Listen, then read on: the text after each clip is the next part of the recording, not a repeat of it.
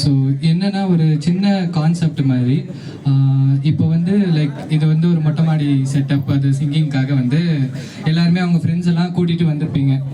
So அந்த மாதிரி வந்து ஒரு ஆக்டர் வந்து அவங்களோட ஃப்ரெண்ட்ஸ் எல்லாம் வந்து கூட்டிகிட்டு வரலாம் அப்படின்ட்டு அது வந்து எல்லாரையும் கூட்டிகிட்டு வர முடியாது இல்லையா, அதனால அவர் அதுக்கு ஒரு செலெக்ஷன் வச்சு அப்படி கூட்டிகிட்டு வர்றாரு.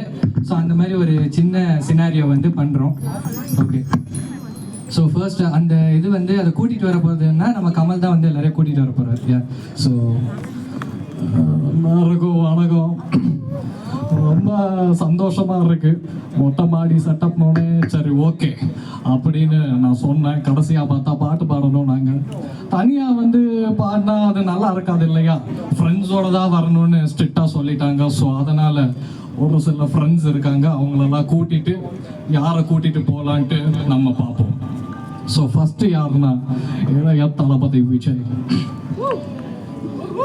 நெஞ்சில் குடியிருக்கும் அனைத்து நண்பர்களுக்கும், என் பக்கத்து வீட்டில் குடியிருக்கும் ஆண்டிகளுக்கும், என் எதிர் வீட்டில் குடியிருக்கும் அங்கிள்களுக்கும் வணக்கம். எல்லாருக்கும் வணக்கம் சொன்னது இருக்கட்டும். நீங்க எங்க குடியிருக்கீங்க?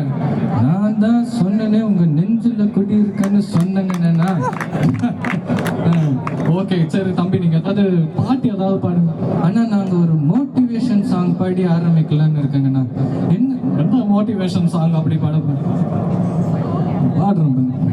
பாசிட்டிவிட்டி எல்லாம் தள்ளி வை மாப்பி, நெகட்டிவிட்டி உன்னை லிஃப்ட் பண்ணு மாப்பி. லைஃப் இஸ் வெரி ஷார்ட் நண்பா, ஆல்வேஸ் பி சேடு.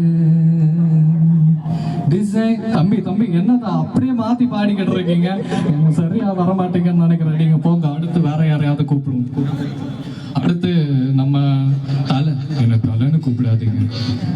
அப்போ நம்ம அல்டிமேட் ஸ்டாருக்கும் என்ன அல்டிமேட் ஸ்டாருன்னு கூப்பிடாதீங்க. என்ன எது சொன்னாலும் கூப்பிடாதீங்கன்னா உங்களை எப்படிதான் என்ன கூப்பிடாதீங்க. எனக்காக ஒரு 2 பாட்டாவது நீங்க பாருங்க. ஒரே பாட்டு பாருங்க. கண்ணா மூச்சி ரே கண்டுபிடியாரு அர்ஜுன் தாஸா இல்லை. ஸோ சார் நீங்கள் ரொம்ப ஸ்ட்ரெஸ்டாக இருக்க மாதிரி இருக்கு, நீங்கள் பேசாமல் போய் கார் ஓட்டுங்க. அடுத்து வந்திருக்கிறது யாருன்னு பார்த்தா சூர்யா. ரொம்ப சந்தோஷமா இருக்கு இந்த இடத்துல வந்து நிக்கிறதுக்கு. உங்களை ஒன்றும் ஆஸ்கர் ஸ்டேஜுக்கு கூப்பிடல, உங்களை பாட்டு பாடுறதுக்கு கூட்டிட்டு போலான்னு தான் கூப்பிட்டுருக்கோம். நான் நல்லா பாடுவேன், ஏதாவது ஒரு பாட்டு பாடுங்க. அந்த அறிவிப்பால் வந்த கர்வான், சின்ன அறிவிப்பால் என்ன சொல்றார், தும்பிடுதி ஆயுசு நூலாக என்னோட தன்னாக பத்திர பத்தாக. எங்க என்ன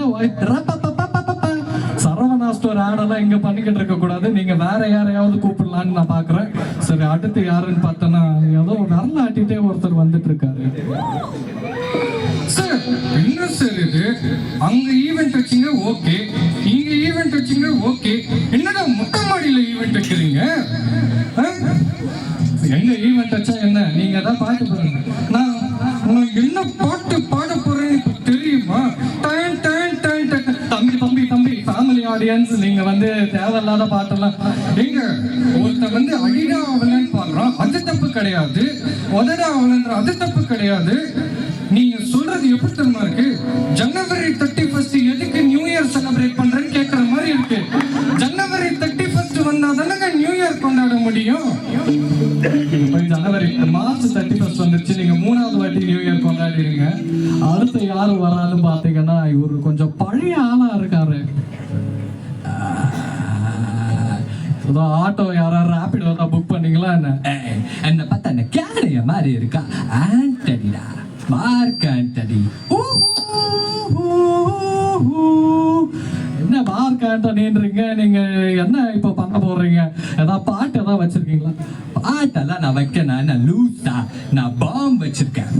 இந்த இடத்துல பாம் வச்சிருக்கேன், இன்னும் கொஞ்ச நேரத்துல வெடிக்க போகுது.